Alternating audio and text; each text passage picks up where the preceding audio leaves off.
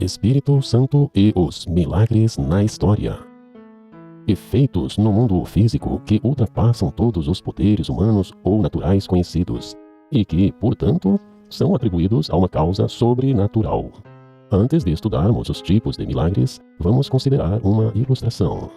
Um casal de fazendeiros teve um filho e passou a presenteá-lo no decurso de sua vida. O primeiro presente foi dar a vida. O segundo presente foi iniciar uma poupança para quando ele ficar adulto, possa usar para facilitar sua vida. Também, o casal resolveu iniciar algumas plantações que beneficiaria seu filho no futuro, seja provendo alimentos, seja provendo sustento através da venda.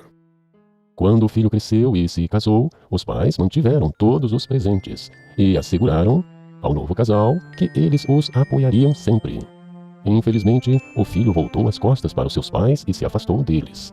Quando este filho e as crianças, filhos dele, passaram por dificuldades, os pais intervieram, provendo momentaneamente ajuda para sanar o problema pontual, como também para lembrar seu filho que os seus pais amorosos estariam atentos, de longe, se precisassem.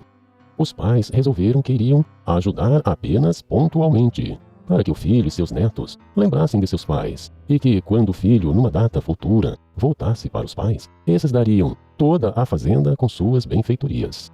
Tentariam interferir o mínimo possível na vida do filho, respeitando suas escolhas, mesmo que estas o colocasse em dificuldades.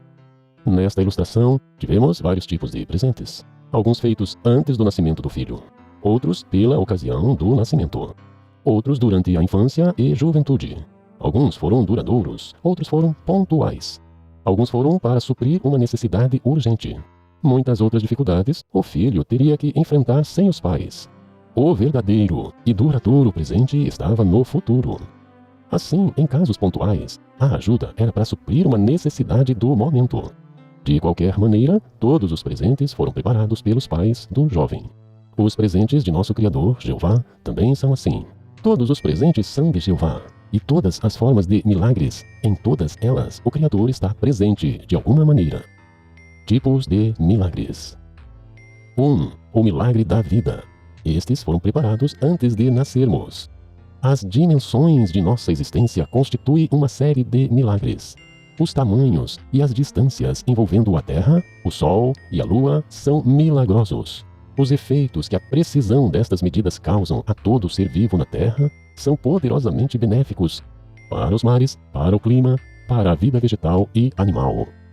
Modificar estas constantes está além da capacidade humana. Não poderia haver medidas mais precisas e exatas para o bem dos habitantes da Terra. O tamanho deles e suas massas determinam a força da gravidade na Terra. Se esta fosse mais forte, não conseguiríamos levantar o pé do chão. O sangue iria descer para a panturrilha e não subiria. O nosso tamanho em relação a todas as demais coisas e outros seres vivos coloca-nos numa dimensão perfeita, numa proporcionalidade perfeita.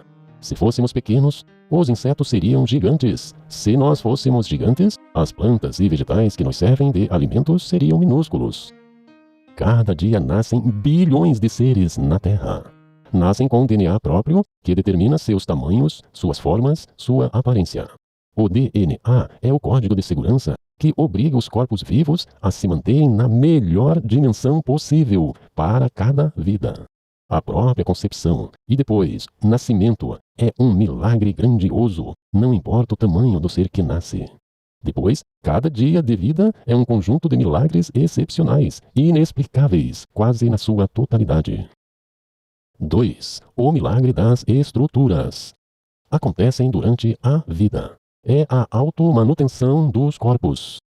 Este milagre acontece quando, após um temporal, após um grande incêndio, após uma prolongada seca, após um surto de poluição destrutiva, os vegetais se consertam e surge nova vida. Os vendavais quebram galhos velhos, o incêndio queima a casca antiga das árvores e a vida ressurge do zero, bonita e forte. As estruturas foram preparadas para isto. Às vezes, a pessoa está numa situação ruim por levar uma vida não saudável ou por ter alguma fraqueza em sua saúde. A pessoa muda sua vida, muda a alimentação, começa a fazer exercícios, passa a dormir melhor, fica menos estressada e um milagre acontece. O corpo que nosso Criador fez para nós está preparado para se curar sozinho muitas vezes. As estruturas estão previamente preparadas para isto. Neste caso, são decisões certas que corroboram este milagre. Outras vezes, a pessoa procura ajuda profissional e é medicada, e o próprio corpo reage e se cura. Com o uso de medicamentos ou remédios, cirurgias, chás, óleos, alimentos da terra, a estrutura da vida está sempre preparada para reagir e ressurgir forte. O conhecimento profissional adquirido e a estrutura geral do organismo permitem uma cura. As estruturas de nosso corpo trabalham para a cura. Neste caso, é o conhecimento profissional que permite acontecer este milagre. O milagre espiritual. O cérebro é o órgão mais importante do sistema nervoso que controla o corpo todo. Ele é responsável pelas ações voluntárias e involuntárias de nosso corpo. A mente é algo mais complicado de se explicar, envolvendo diversas discussões sobre sua definição. A Bíblia também fala do homem espiritual, ou seja, a condição que Jeová deu ao ser humano de expressar qualidades espirituais, invisíveis, qualidades próprias de seres de outra dimensão, dos seres espirituais, invisíveis. Mas o contato com as coisas espirituais, o estudo da Bíblia e a busca pelo Criador transforma a vida das pessoas de uma maneira tal que alguns chamam de milagre. A pessoa modifica sua mente e seus conceitos, chega a mudar sua personalidade violenta ou irresponsável por uma totalmente contrária e desejável. 4. Milagre divino por ação direta de Deus. A Bíblia registrou diversos milagres por ação especial do Criador, usando sua força em ação, que conhecemos por Espírito Santo. Houve eventos naturais, como um bastão se transformar em serpente, as pragas sobre o Egito, a travessia no leito seco do mar, e os milagres de Jesus envolvendo água e vinho, tempestades e mar. Mas houve eventos de estruturas biológicas, a cura de doenças e até da morte. Vamos entender que sempre que Jeová causou um milagre e que pessoas foram beneficiadas, milhões de outras em situação parecida, naquela mesma data, não foram beneficiadas. Jeová nunca prometeu que curaria todas as enfermidades durante a história da humanidade. Quando sim chegar a data escolhida por Jeová, o tempo designado por Ele fará sim isto, trazendo até de volta os que já morreram e curando todos definitivamente. A Bíblia foi escrita durante uns 1600 anos. Durante este período, Jeová não fez mais que uma centena de milagres diretos. Na verdade, Deus deu livre-arbítrio à humanidade dentro de uma limitação e faz questão de intervir o mínimo possível nos assuntos da terra.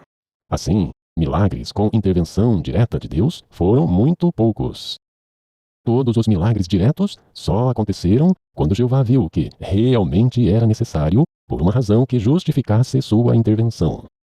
A intervenção decisiva e final para resolver todos os problemas da humanidade tem data e hora futura. Assim, veremos mais adiante, através das páginas da Bíblia, que Jeová resolverá todos os assuntos da terra definitivamente de maneira justa para todos. Considere que Jeová só trouxe o dilúvio 1500 anos após o Éden, após a terra estar cheia de violência, arruinada. Isto significa que muitos estavam morrendo por centenas de anos. Gênesis 6:11. Considere que Jeová salvou os israelitas da escravidão do Egito só depois de mais de 200 anos de sofrimento. Muitos nasceram, cresceram e morreram nesta condição. Havia também outras nações da terra em condições similares que não foram salvas. Mas houve uma razão extrema para ele agir neste caso específico. Considere que Jezabel era uma rainha autoritária, cruel e violenta, e ela estava matando profetas de Jeová. Mas Jeová protegeu especificamente o profeta Elias. 2 Reis 9:7. Considere quantas pessoas tinham doenças gravíssimas no tempo de Jesus. No entanto, Jesus fez por volta de 35 milagres e somente aqueles a quem ele encontrava pelo caminho. Vamos então considerar agora os milagres por ação direta de Jeová registrados na Bíblia. Objetivo dos milagres por ação direta. Os milagres serviam a diversos objetivos importantes. O objetivo dos milagres, primeiro, confirmar a origem divina da mensagem. Nas poucas vezes que Jeová intervia nos assuntos da terra, sempre ficava claro que era o Criador atuando. No caso de Adão, a criação de Eva era esta certeza. No caso de Noé, o próprio dilúvio foi esta certeza. Quem poderia duvidar que Jeová falou com Noé? No caso de Abraão, Jeová fez promessas que todas as nações serão abençoadas por meio do teu descendente. Mas Jeová mostrou a Abraão a destruição de Sodoma, tendo avisado antes, e depois Abraão viu com seus próprios olhos. Depois, Sara, com mais de 90 anos, ficou grávida de Abraão, com Abraão tendo 100 anos. Alguém poderia duvidar que Abraão conversou com Deus? De modo mais básico, os milagres ajudavam a confirmar que certo homem recebera poder e apoio da parte de Deus. Veja o caso de Moisés. Jeová forneceu os seguintes milagres para Moisés mostrar ao povo e provar que era de origem divina. Primeiro, bastão vira serpente. Segundo, a mão de Moisés fica com lepra, depois a lepra some. Terceiro, um pouco de água jogada no chão vira sangue. Êxodo 4, 1 até o 9. Primeiro, Jeová fez esses 3 milagres somente com Moisés, pois Moisés iria apresentar estes mesmos aos seus irmãos israelitas. O objetivo era que chegassem a esta conclusão, que tudo era da parte de Jeová. E Arão falou todas as palavras que o Senhor falara a Moisés, e fez os sinais perante os olhos do povo. E o povo creu, e quando viram que o Senhor visitava os filhos de Israel, e que via a sua aflição, inclinaram-se e adoraram. Êxodo 4, 30 e 31. Realizou sinais e milagres no seu meio, ó Egito, contra Faraó e todos os seus servos. Salmo 135, 9. Passaste a tirar teu povo Israel da terra do Egito, com sinais e com milagres, e com forte mão e com braço estendido, e com coisa muito espantosa. Jeremias 32, 21. Poderia alguém duvidar que Jeová havia interferido? Diversos profetas foram usados por Jeová, e sempre que isto acontecia, Jeová certificava que outras pessoas por perto tivessem a certeza que era algo divino. Elias e Eliseu fizeram diversos milagres. Quando Jeová deixou Eliseu para acabar o trabalho começado por Elias, Eliseu usou o manto de Elias para ordenar as águas do rio Jordão que parassem para ele passar. Visto que Elias, com seu manto, tinha feito milagres e já era conhecido como profeta de Jeová, aconteceu o seguinte: quando os filhos dos profetas em Jericó ouviram de longe, viram Eliseu parar as águas com o manto de Elias. Disseram: o espírito de Elias veio sobre Eliseu. Então foram a seu encontro e se curvaram por terra diante dele.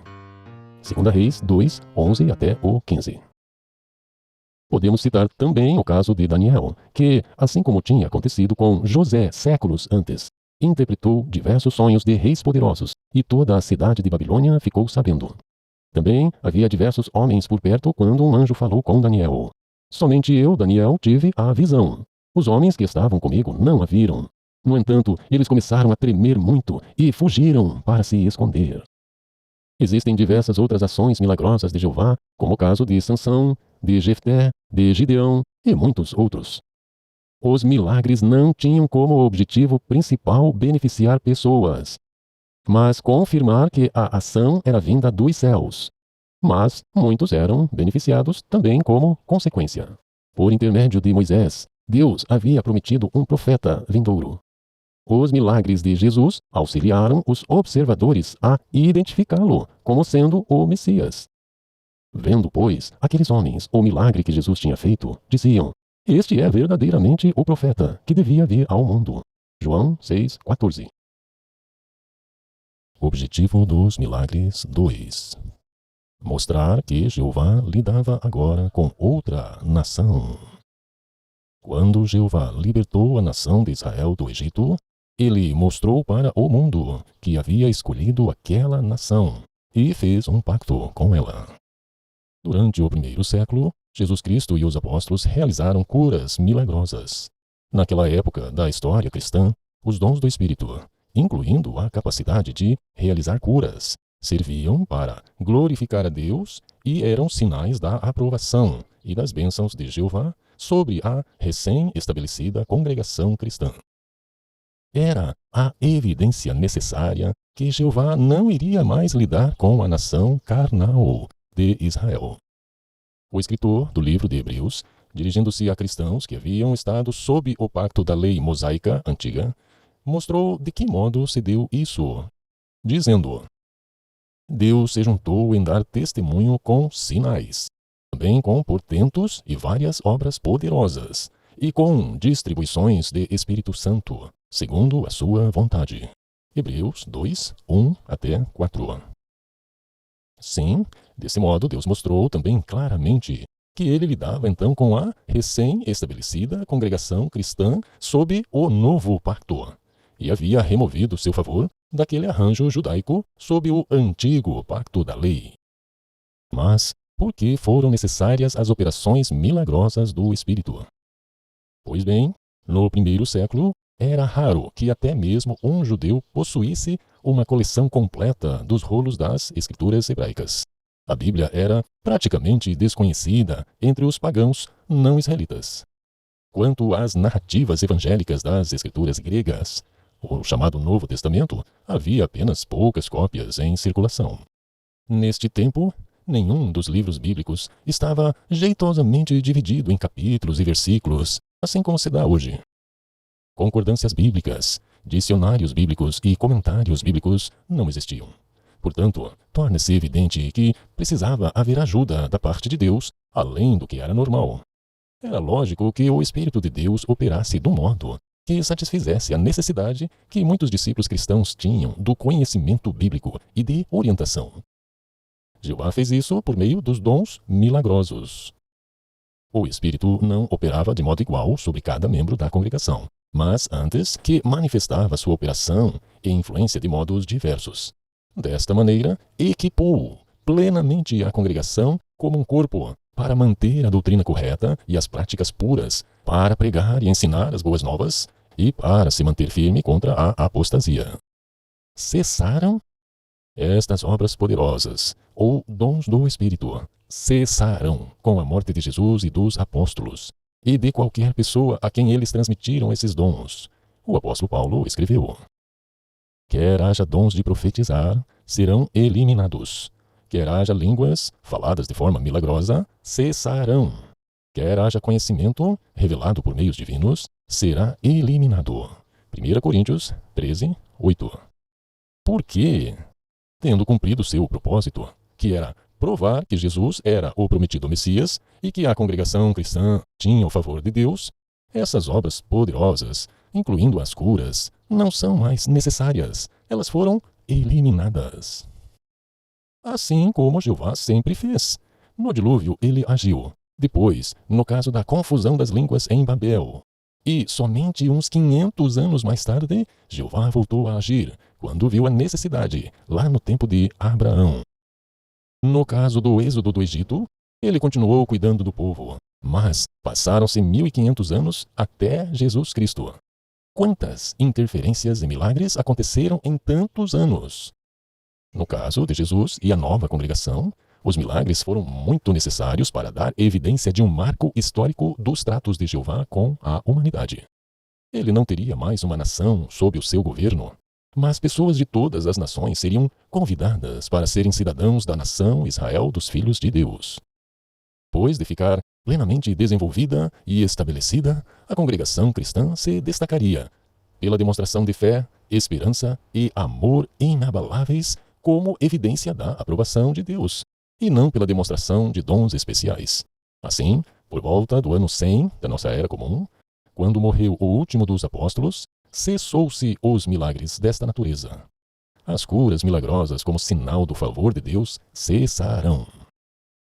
Realmente, todos ficaram com medo e muitos milagres e sinais começaram a ocorrer por meio dos apóstolos. Atos 2:43.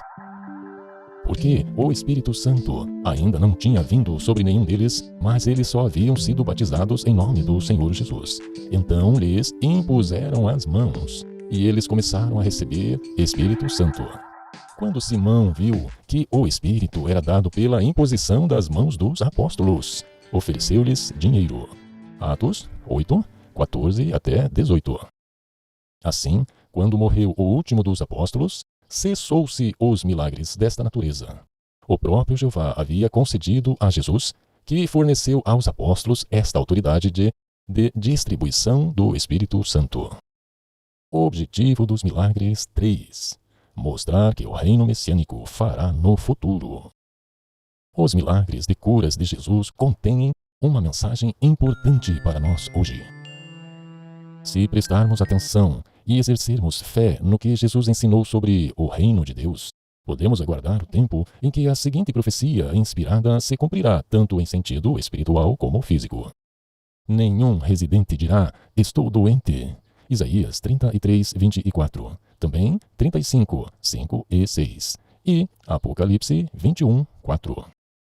Ele, Jesus, percorreu então toda a Galileia, ensinando nas sinagogas deles e pregando as boas novas do reino e curando toda sorte de moléstias.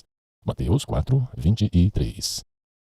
Veja como o apóstolo Paulo fala da salvação, ou seja, o reino de Deus, nas mãos de seu Filho, Jesus, que trará a perfeição para a terra no futuro. Como escaparemos se negligenciarmos uma salvação tão grandiosa? Pois ela começou a ser anunciada por meio do nosso Senhor e nos foi confirmada por aqueles que o ouviram, ao passo que Deus se juntou a eles em dar testemunho por meio de sinais, milagres, várias obras poderosas e dons do Espírito Santo distribuídos segundo a vontade dele. Hebreus 2, 3 e 4. Este conjunto de demonstrações de poder, através de milagres, foi um evento muito importante, porque envolvia o assunto da salvação tão grandiosa. Nunca antes na história, Jeová distribuiu tantos dons e sinais e milagres numa época só para tantas pessoas. Por que Jeová fez isso de maneira tão intensa? No vídeo Uma Nação Santa irá discorrer sobre isso. Mas podemos antecipar alguns detalhes sobre isso. Nos planos de Jeová, ele havia de escolher uma nação especial, iria preparar esse povo para, após a ressurreição de Jesus como sendo o primogênito dentre os mortos, também ressuscitar uma quantidade de pessoas desta nação para viverem nos céus. A ressurreição destes seria semelhante à de Jesus, e uma vez ressuscitados com corpos celestiais, como dos anjos espirituais, iriam governar a terra junto com Jesus dos céus durante 1000 anos. Jeová iria tirar essas pessoas de onde? Da nação de Israel, segundo a carne. Agora, se obedecerem fielmente a minha voz e guardarem o meu pacto, certamente se tornarão minha propriedade especial dentre todos os povos, pois a terra inteira pertence a mim. Vocês se tornarão para mim um reino de sacerdotes e uma nação santa. Êxodo 19, 5 e 6. Essas palavras foram dirigidas aos israelitas lá do tempo de Moisés, 1600 anos antes de Jesus vir à terra. Após a ressurreição de Jesus, Jeová passou a escolher essas mesmas pessoas agora, não mais só da nação de Israel, mas dentre todas as nações da terra, num número de 144 mil pessoas durante os próximos 2000 anos. Deus escolheu, Deus identificou e Deus selou com o Espírito Santo. Pois, no que se refere àqueles que já foram esclarecidos e provaram a dádiva celestial, tornaram-se participantes do Espírito Santo e provaram a boa palavra de Deus e, veja, também os poderes do futuro sistema de coisas. Em outra tradução, os poderes do mundo vindouro. Hebreus 6, 4 e 5. As obras poderosas de Jesus, que incluíam não só curar os doentes, mas também alimentar as multidões, controlar os elementos da natureza e até mesmo ressuscitar mortos, demonstraram o que ele fará em favor da humanidade obediente sob o domínio do seu reino.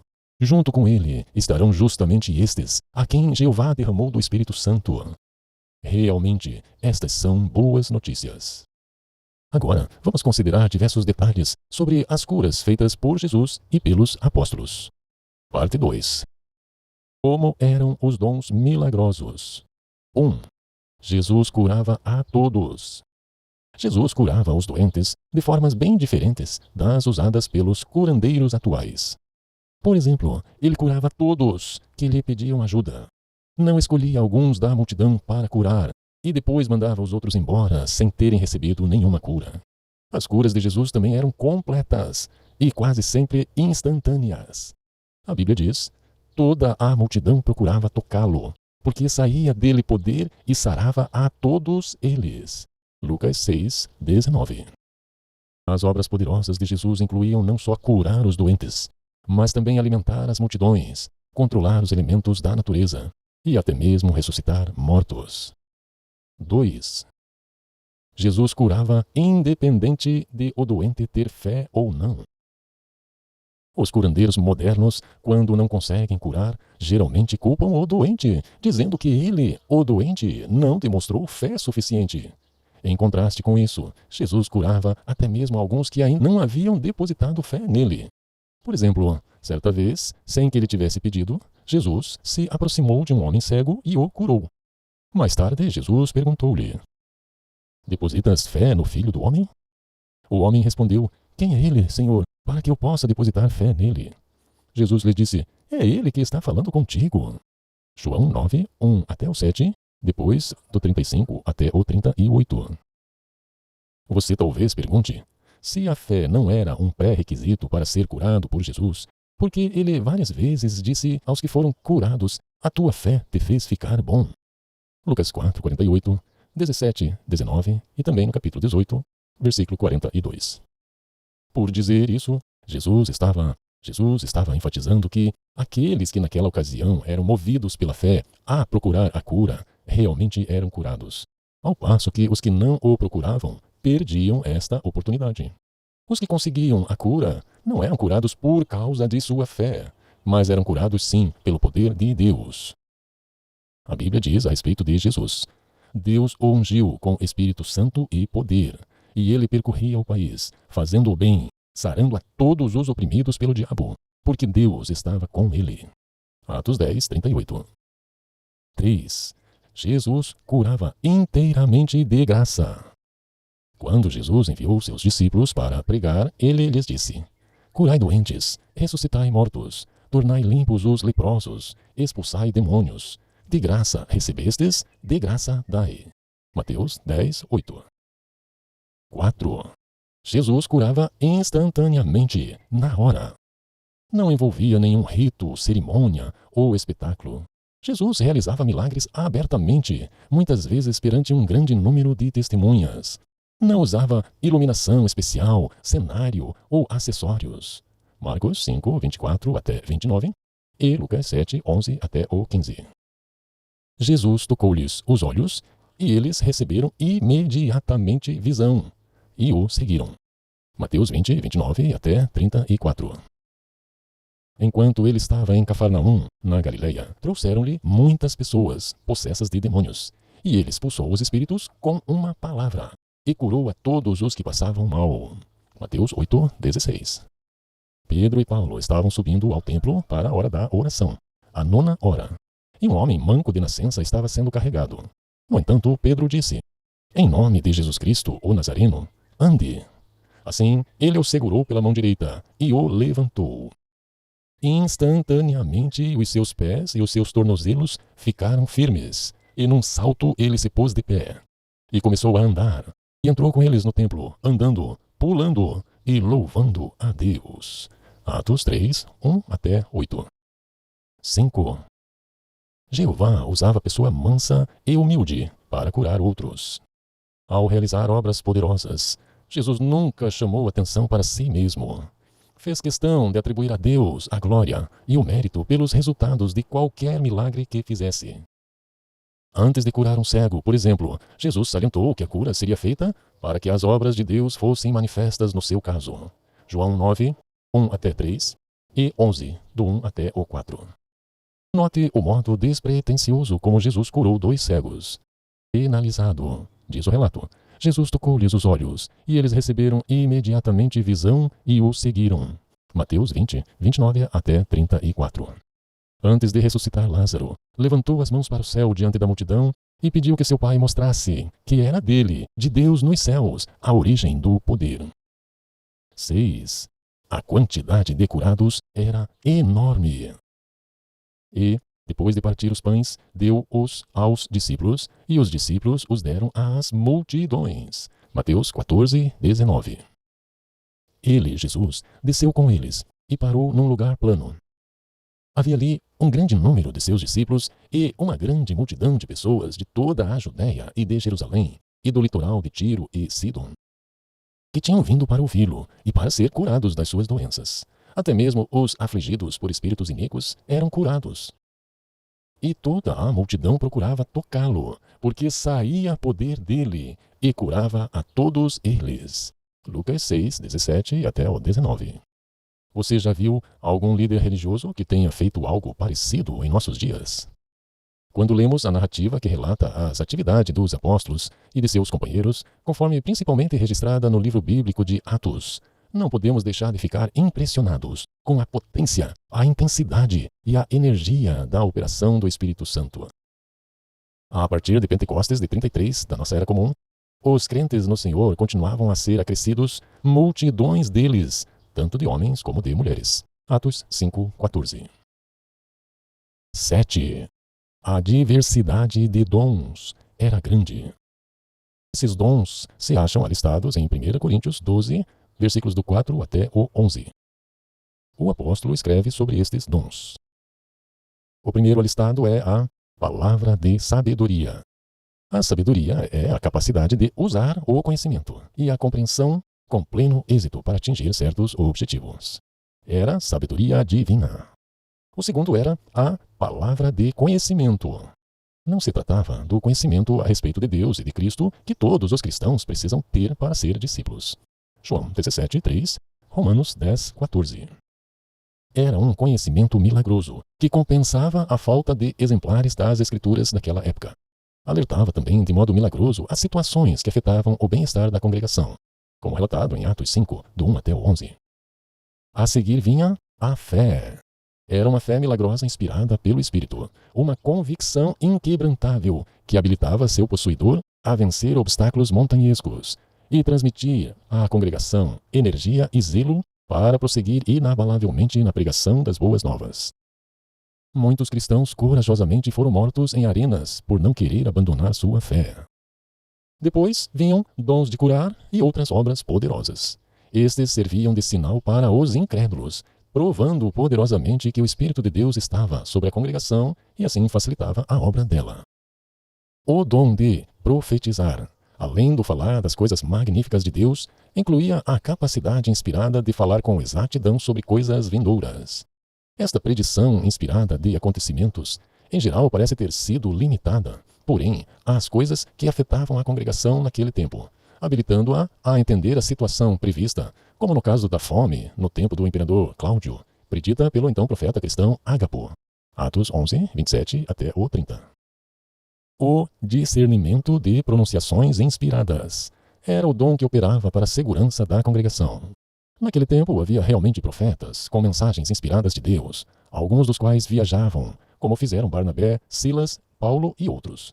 Por meio do dom de discernir pronunciações inspiradas, a congregação ficava protegida contra quaisquer impostores ou falsos profetas.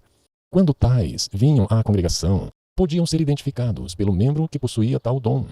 A congregação sabia, assim, se devia ou não dar atenção a tais expressões ditas inspiradas. 1 João 4:1. As línguas e a interpretação de línguas eram importantes para a divulgação rápida das boas novas, para povos com outros idiomas, através da Ásia, da Europa, da África e das ilhas do mar. O dom de línguas servia também de sinal para os de fora da congregação cristã. 1 Coríntios 14, 22. O apóstolo Paulo, por causa de sua comissão como apóstolo para as nações, viajou mais do que os outros, encontrando-se com pessoas de grande variedade de línguas e dialetos. Sem dúvida, foi por isso que ele foi tão ricamente dotado com este dom, conforme disse: "Falo mais línguas do que todos vós." 1 Coríntios 14, 18. Como Jeová opera sua força ativa hoje em dia. Quer haja dons de profetizar, serão eliminados. Quer haja línguas, cessarão. Quer haja conhecimento, será eliminado. Pois temos conhecimento parcial e profetizamos parcialmente. Mas, quando chegar o que é completo, será eliminado o que é parcial. 1 Coríntios 13, 8 até o 10. Hoje, tais dons não são necessários do modo inteiramente milagroso, assim como foram lá no primeiro século. Quanto ao conhecimento, Deus proveu a sua palavra inteira, que hoje pode ser obtida em forma impressa pelas pessoas mais humildes. Seu uso pode tornar o homem de Deus plenamente competente, completamente equipado para toda boa obra. 2 Timóteo 3, 16 e 17. Além disso, todos têm disponível o conhecimento por meio de compêndios bíblicos, tais como comentários, concordâncias e dicionários bíblicos, bem como por meio da ajuda de homens na congregação que adquiriram conhecimento do estudo diligente. A sabedoria pode ser obtida de modo similar. Não é necessário obter sabedoria de maneira milagrosa. Profetizar de modo inspirado seria hoje supérfluo, visto que as profecias escritas na Bíblia são completas como guia para a congregação hoje em dia. Nada precisa ser acrescentado. Hoje não são necessários os dons de curar e de outras obras milagrosas similares para confirmar que os servos de Jeová são aprovados. Jeová providenciou outros meios. Jesus disse: por meio disso saberão todos que sois meus discípulos, se tiverdes amor entre vós. João 13, 34 e 35. A expansão mundial da pregação do reino é também um poderoso sinal. Jesus também disse: essas boas novas do reino serão pregadas em toda a terra habitada, em testemunho a todas as nações, e então virá o fim. Mateus 24, 14. Mas que dizer das línguas e da interpretação de línguas? Poderá alguém perguntar. Em resposta, poderá ser feita a pergunta: pregam-se as boas novas do reino a todas as nações em todas as línguas principais? Sim, o testemunho é dado em 206 terras, e a Bíblia ou partes dela estão disponíveis em mais de 1.400 línguas. Milhares de missionários treinados aprenderam idiomas estrangeiros e levaram as boas novas do reino às pessoas naquelas terras. As pessoas que ouvem, por sua vez, divulgam-nas, até mesmo nos dialetos não falados pelos missionários, ensinando o que aprenderam da palavra da verdade a outros em seu próprio idioma. Desta maneira é que o Espírito de Deus dirige a pregação das boas novas, com o resultado de que uma grande multidão, que nenhum homem pode contar, de todas as nações, e tribos, e povos, e línguas, se apresentou para louvar a Jeová Deus e seu Rei Jesus Cristo, participando da proclamação, e que o Rei já começou a reinar. Revelação 7, 9 e depois o 14. Portanto, o Espírito age deveras de modo poderoso hoje em dia, assim como fez na primitiva congregação cristã. De fato, a obra que realiza pode muito bem ser classificada como milagrosa, do ponto de vista humano. Os que fazem a obra precisam ter o Espírito de Deus para fazê-la, e eles reconhecem que é realmente seu Espírito que consegue os resultados. Algumas considerações adicionais sobre milagres. Cientistas cépticos, estudiosos e críticos da Bíblia conseguem com facilidade explicações para quase todos os milagres da Bíblia. Geralmente, eles explicam os mesmos como tendo causas naturais, portanto, sem a necessidade de uma força sobrenatural. Vamos citar algumas. No deserto existem arbustos que se auto-inflamam, ou seja, pegam fogo sozinhos. Portanto, Moisés não testemunhou nenhum milagre. Vamos considerar rapidamente este evento. Moisés viveu 40 anos no deserto de Midian, mas Moisés ficou surpreso com o evento. Então, o anjo de Jeová lhe apareceu numa chama de fogo no meio de um espinheiro. Moisés olhou para o espinheiro e viu que ele estava em chamas, mas não se consumia. Êxodo 3, 2. Se vamos acreditar que Moisés viu de fato um espinheiro ardente e ficou curioso e impressionado com o evento, mesmo que fosse um evento comum, vamos considerar o que realmente aconteceu ali, além de ter um espinheiro ardendo, pegando fogo sem se consumir. Lemos que o anjo apareceu a Moisés e alguns milagres aconteceram. Foi o caso do bastão virar serpente, e também a mão de Moisés ficar com lepra e sarar em seguida. Esses milagres, Moisés repetiu diante do povo de Israel mais tarde. Alguns têm alegado que o maná provido para os israelitas pode ser encontrado no deserto como exudação doce, pegajosa, em tamargueiras e em arbustos. Mesmo que essa duvidosa afirmação seja verdade, a provisão dele para Israel ainda é um milagre, por causa da sua cronometragem. Por quê? ele não aparecia no solo no 7º dia de cada semana. Êxodo 16, 4 e 5, e também os versículos 25 até 27. Além disso, ao passo que criava bichos e cheirava mal quando era guardado até o dia seguinte, isso não acontecia quando esse alimento era guardado na sexta-feira para o sábado. Êxodo 16, 20 e 24. Também se poderia dizer que a descrição deste maná como exudação de árvores não concorda plenamente com a descrição bíblica do maná. O maná bíblico era achado no solo e se derretia no sol quente. Podia ser amassado num grau, moído num moinho, cozido e assado. Êxodo 16, 19 ao 23. Números 11, 8. Outros milagres, como as pragas do Egito e a abertura do Mar Vermelho, contam com a questão do tempo e a previsão dos mesmos. Antes de cada praga, houve uma previsão, algumas delas incluindo a hora que iriam acontecer. Claro que Jeová usou coisas naturais, mas o milagre está na maneira, no tempo e na previsão do evento. Cientistas mostraram que, se realmente houvesse um forte vento durante muitas horas, seria possível a abertura do mar. A questão é que aconteceu exatamente na hora que foi batido o bastão de Moisés na água, e numa situação de emergência, envolvendo o risco de morte de uma nação. Outras vezes, tais críticos da Bíblia se referem ao Mar Vermelho como sendo um mar de juncos, com água somente até os joelhos. Vamos recorrer ao relato para ver o que realmente aconteceu. Um forte vento leste, durante toda a noite, transformando o leito do mar em terra seca, e as águas foram divididas. Assim, os israelitas passaram pelo meio do mar em terra seca, enquanto as águas formavam uma muralha, à sua direita e à sua esquerda.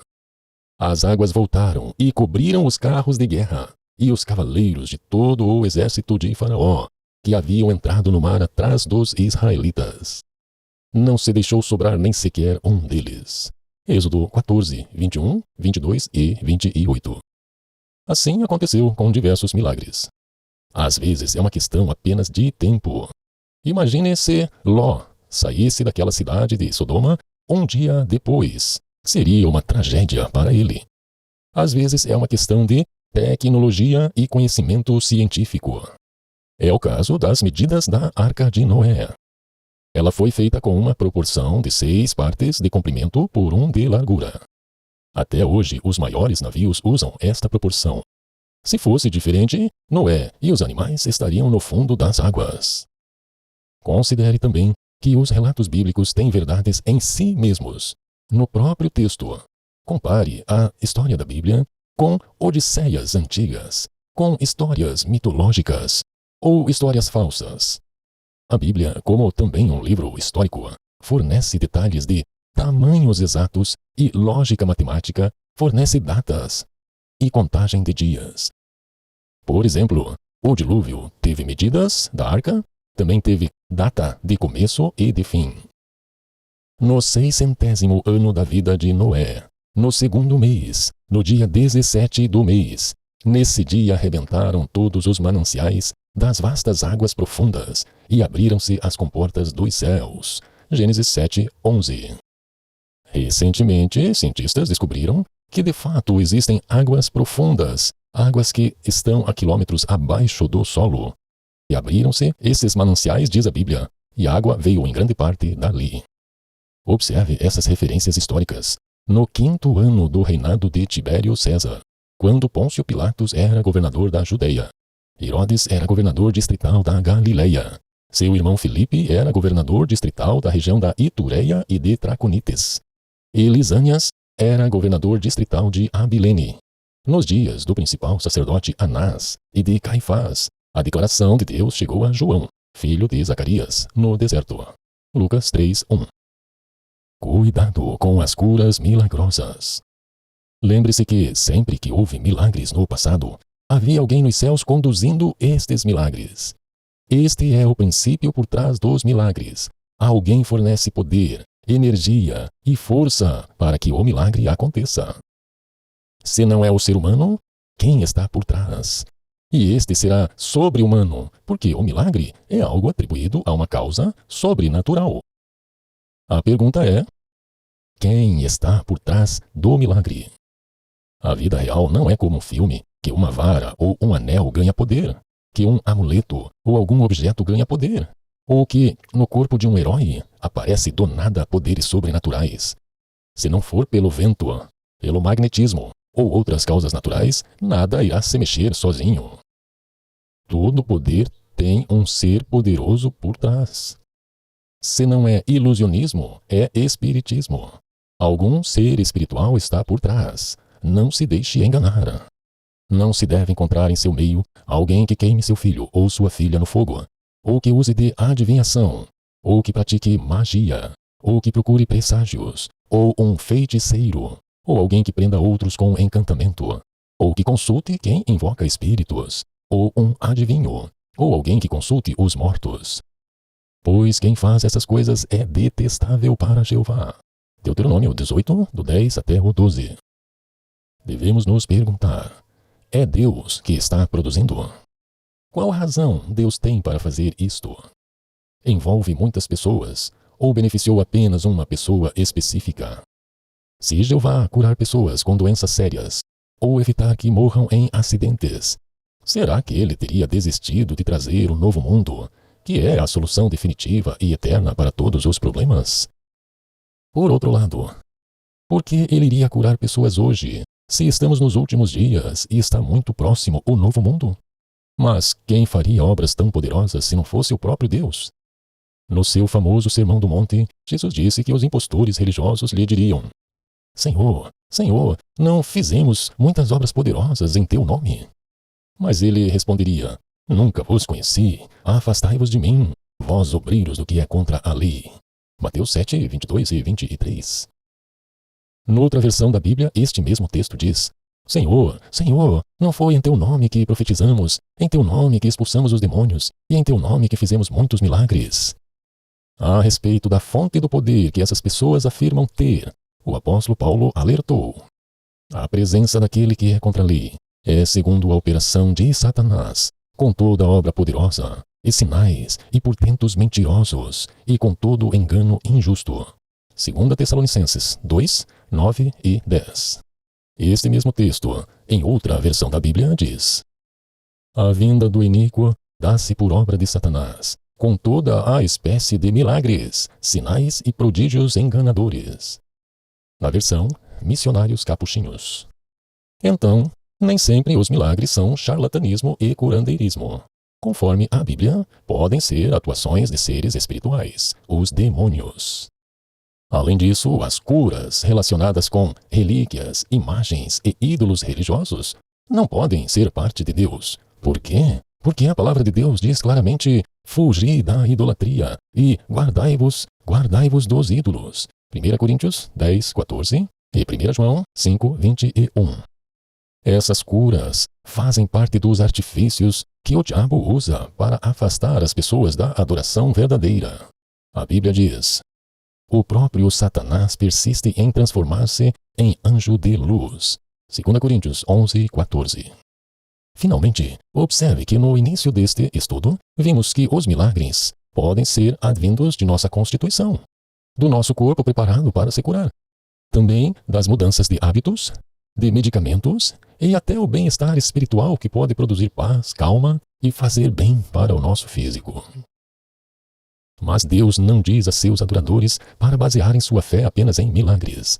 A fé deve se basear firmemente em outros fatores importantes. A fé é a firme confiança de que virá o que se espera, a demonstração clara de realidades não vistas. Hebreus 11, 1. A que se refere os termos realidades não vistas? A fé é a certeza de que vamos receber as coisas que esperamos e a prova de que existem coisas que não podemos ver. De modo que a fé segue a coisa ouvida. Outra versão da Bíblia, no mesmo texto, diz: a fé vem por se ouvir a mensagem. Noutra tradução da Bíblia, a fé é pelo ouvir, e o ouvir pela palavra de Deus. Qual é o contexto? Pois, se você declarar publicamente, com a sua boca, que Jesus é Senhor, e no seu coração tiver fé em que Deus o levantou dentre os mortos, você será salvo. Porque com o coração se tem fé, visando a justiça, mas com a boca se faz declaração pública, visando a salvação. Pois todo aquele que invocar o nome de Jeová será salvo. Mas como o invocarão, se não depositaram fé nele? E como depositarão fé naquele de quem não ouviram falar? E como ouvirão, se não houver quem pregue? De modo que a fé segue ao que se ouve. E o que se ouve vem por meio da palavra a respeito de Cristo. Romanos 10, 8 ao 17. A nossa salvação, então, está ligada ao conhecimento de Jeová, de Jesus e do reino de Deus. Os verdadeiros servos de Deus passariam por provações, perseguições e sofrimento. Todos os textos considerados a seguir falam dos servos de Jeová que viveriam nos últimos dias. Veja se tem algum que diga que os verdadeiros cristãos seriam curados ou teriam bênçãos físicas, saúde perfeita e riquezas antes do fim do sistema. Então as pessoas os entregarão à tribulação e os matarão. E vocês, disse Jesus, serão odiados por todas as nações por causa do meu nome. Então também muitos tropeçarão e trairão uns aos outros e odiarão uns aos outros. Mateus 24, 9. Nos últimos dias haverá tempos críticos, difíceis de suportar. 2 Timóteo 3, 1. Nunca fiquem ansiosos por causa do amanhã, pois o amanhã terá as suas próprias ansiedades, disse Jesus. Bastam a cada dia as suas próprias dificuldades. Mateus 6, 34. De fato, disse o apóstolo Paulo, as pessoas que almejam viver piedosamente em Cristo Jesus serão perseguidas. 2 Timóteo 3, 12. Não seriam abençoadas por Deus com riquezas, com saúde perfeita, com curas milagrosas, ou paz com seus perseguidores. Assim, desenvolver e manter a fé nos últimos dias não seria fácil. Então, a fé precisa ter fundamento, conhecimento, razão para confiar. A fé não é cega, ela segue o conhecimento. Pois estamos andando pela fé, não pela vista. 2 Coríntios 5, 7. Quem tem que ver para crer, não tem fé. A fé exige um conhecimento bem fundamentado anterior, senão vira crendice. A Bíblia deixa bem claro que Deus daria seu Espírito Santo para Jesus, para ele exercer seu reinado. Nos últimos dias, Jesus usaria para promover a pregação do reino e preparação para passar pela maior tribulação que o mundo já conheceu, para depois passar para o novo mundo. Aí sim é chegada a hora para que todas as doenças sejam curadas no novo mundo.